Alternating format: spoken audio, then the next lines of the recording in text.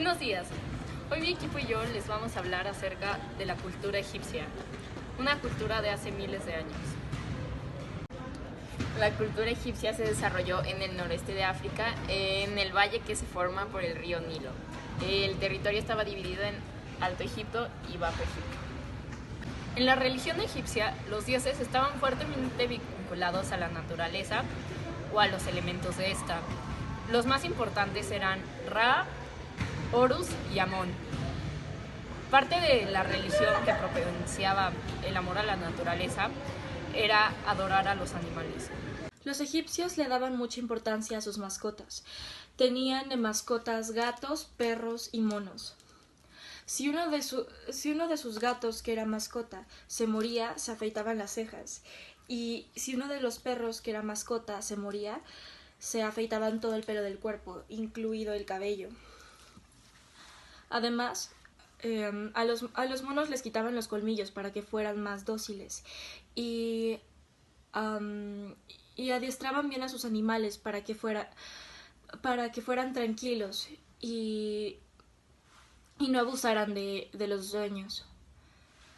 Los egipcios eran conocidos por otras culturas por el cuidado que le daban a sus animales. Si sus animales morían, los momificaban. Eso significa que los querían mucho y que les tenían mucho cuidado.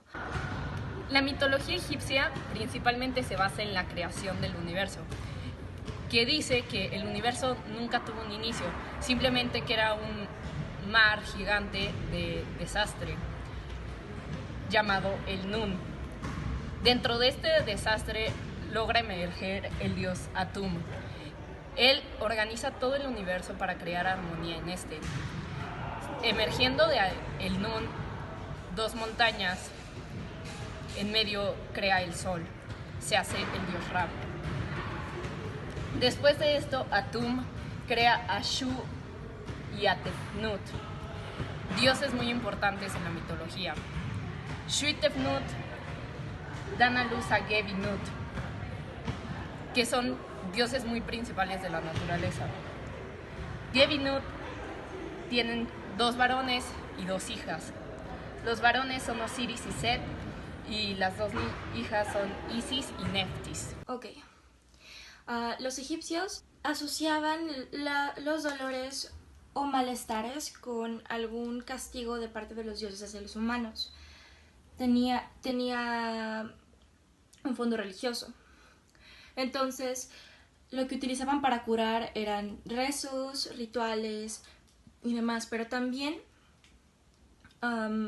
tenían ciertos conocimientos médicos, como la cirugía. Como abrían los cuerpos por su tradición de momificar, asociaban ciertos órganos o partes del cuerpo con dolencias que ellos habían tenido durante su vida. Entonces, eso les daba conocimiento para saber qué órganos tenían la culpa de ciertas cosas.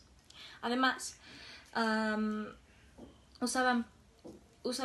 hicieron las primeras prótesis, porque tanto para los vivos como para los muertos.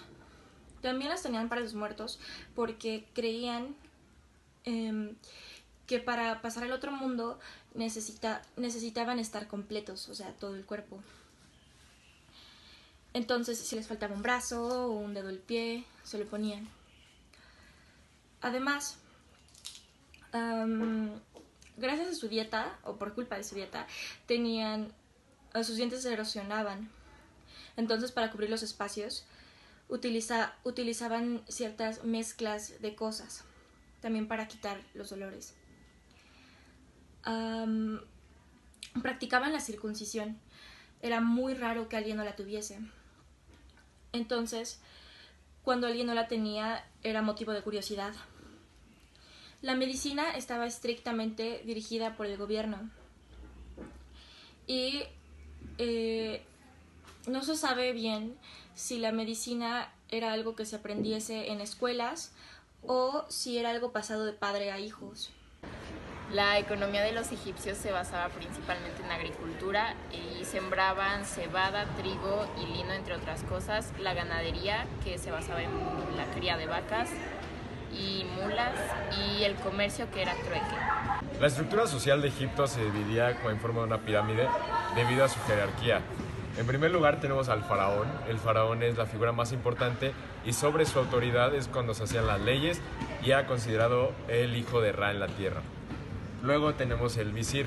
El visir es aquella persona que se encargaba de controlar cada nomo. Nomos son como estados actuales como de un país. Los nomos eran territorios que eran mandados por visires. Luego están los nobles eran los que llevaban los encargos, llevaban como la administración de los nomos y le ayudaban al faraón. Después tenemos a los sacerdotes, que en un gobierno teocrático, como después se mencionará, tienen un papel muy importante porque ellos son los que aconsejan al faraón. Bueno, de hecho él tiene un sacerdote real y los sacerdotes son como la conexión entre el mundo divino y la tierra, o sea, un papel muy importante. Tenemos a los soldados, que también, al ser un pueblo guerrero, y los egipcios, tanto del Bajo como del Alto Egipto, estaban muy preparados y pues otro rol más importante. Pero descendiendo a la escala de la pirámide tenemos los escribas. Los escribas, como lo dice el nombre, son los que se encargaban de escribir los famosos jeroglíficos y los demás textos antiguos de Egipto. Tenemos los artesanos y campesinos, que pues en ese entonces no era considerada una labor muy importante, aún así tenían un rol y no eran discriminados ni mucho menos, era una sociedad bastante conjunta. Su tipo de gobierno era monárquico, absolutista y teocrático. Monárquico era porque había un rey y estaba organizado de manera jerárquica. Absolutista porque el rey tenía todo el poder y pues poseía todas las tierras y así. Y teocrático porque se basaba en la religión. El faraón era la persona más importante, pues el rey, y también era el jefe religioso.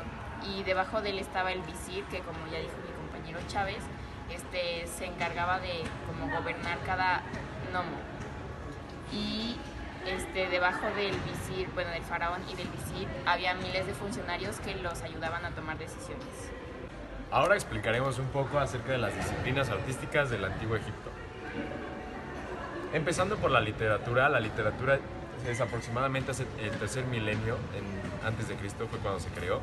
Es la segunda escritura que se creó en la historia después de la de Mesopotamia, que es la de Cuña. Y bueno, fue elaborada con una serie de símbolos y signos que consideramos los jeroglíficos, los famosos jeroglíficos. Estos los encontramos en todos lados, en templos, en pirámides, pero lo curioso aquí es que no solo era esa forma de escritura, sino que se fue adaptando a distintos sectores sociales. Por ejemplo, tenemos la forma hierática y la forma demótica. La demótica la usaba el pueblo en general y la hierática era una forma simplificada de jeroglíficos, pero para gente con más cultura. Y bueno, algo muy interesante es que de la literatura surgen dos inventos: el papiro, que era donde hacían sus escrituras los egipcios, y los usos de pigmentos para manuscritos, como usaban una tinta hecha de goma con agua y algunos pigmentos naturales, que eso daba el color característico. Otra parte muy importante del arte del Antiguo Egipto es la escultura. La escultura se divide en dos, la del relieve y la de bulto. Después, ¿por qué es importante la escultura para el Antiguo Egipto? Pues esta significa el doble K de cada persona. Generalmente de personas famosas se creaban, famosas e importantes, se creaban estas esculturas que representaban la garantía de que su vida seguía y era eterna a pesar de que se moría su cuerpo físico. Entonces tenían un buen trayecto por la vida, la segunda vida, ¿no? El más allá. Representaban principalmente a los dioses y a los faraones. No eran baratas y además era algo de suma importancia hacerlas para gente de alto nivel. Y por último tenemos que mayormente estaban construidas de piedra policromada es de color, también en algunos metales y sobre todo muy pocas veces, pero se usaba en madera. Y pues la escultura fue muy importante porque, como ya mencionamos, era un gobierno teocrático y al tener la religión tan pegada y el sentimiento de la muerte, o sea, ellos consideraban a la muerte como un paso muy importante. La escultura era como ese camino entre la muerte y la vida y aseguraba una mejor vida para aquellos que morían.